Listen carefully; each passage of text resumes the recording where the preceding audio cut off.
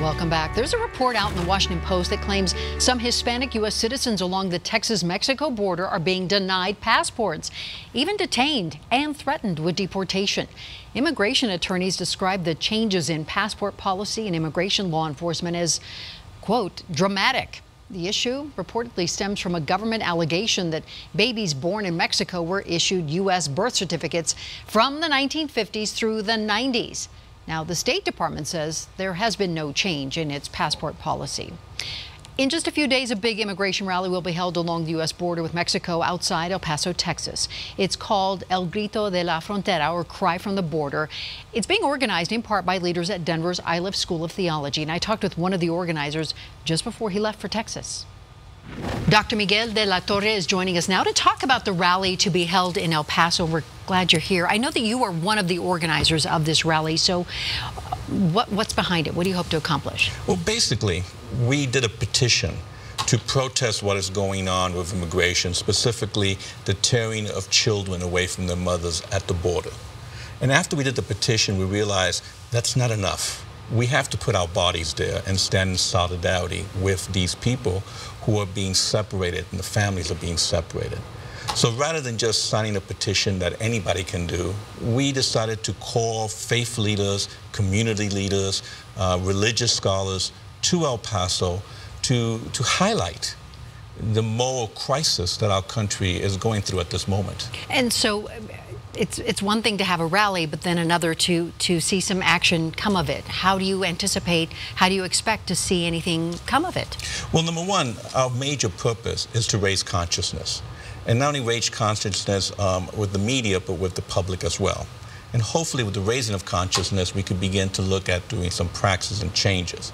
But besides that, the other component is the follow-up. At Iliff School of Theology, where I teach, we're going to have a conference on the 12th where community leaders in Denver will come together to begin to wrestle with this immigration crisis and begin to imagine what kind of policies and changes we can do here locally that could have an impact. So you mentioned the families being separated at the border. What about the DACA students? And that's another problem with the DACA students, that they are also in limbo right now. And not just them, but their families. So we need to have some kind of sensible immigration reform, some kind of sensible immigration legislation.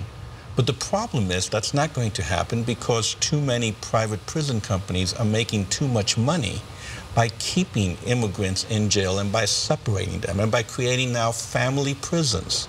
So there's an economic component to this that we're not even talking about. And hopefully we want to bring attention to that during the rally. And so what would be sensible legislation? I wish I knew. Well, what do you have in mind? Yes. Well, and I say I wish I knew because this is a problem that has been going on pretty much since the 1830s when we invaded Mexico and stole their land. So this has a historical problem that we're not going to fix overnight. When the borders crossed into Mexico, all of a sudden you began an immigration crisis. So what the future is, what kind of legislation, I don't know, but I hope we could at least do this. At least let's stop separating children from their parents. At least let's be humane with those who are undocumented. Because you have said this on the issue of immigration, it is a crisis, and that you cannot be a Christian on this issue and remain silent. Oh, absolutely. Absolutely. You cannot be a Christian, you cannot be a Muslim, you cannot be a Jew. You can't even be a human and remain silent while every 4 days, 5 brown bodies perish in the desert because of our immigration policy. The U.S. now is working on a trade deal to replace NAFTA. Do you think, you mentioned the business aspect, do you think that change in trade policy will affect this discussion in any way? Everything I've been reading about this so-called new NAFTA, this neo-NAFTA, is pretty much the same as the old NAFTA. It's still a policy in where we want the labor of Mexicans, we just don't want their bodies. So the capital crosses the borders, but the bodies don't. So it's not going to be any better. If anything, it may be worse than the NAFTA deal that we had before. And then your overall messaging here, what do you say to those people who want the border wall and who want zero tolerance here?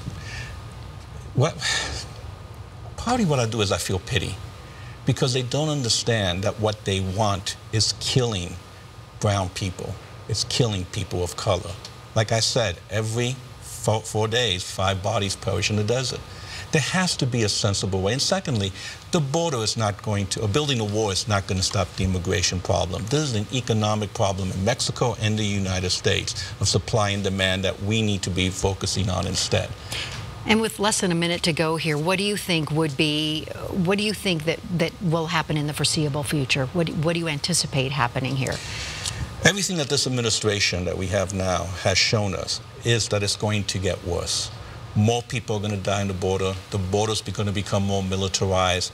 It is really a moral crisis that we are in, and the moral crisis will get even worse.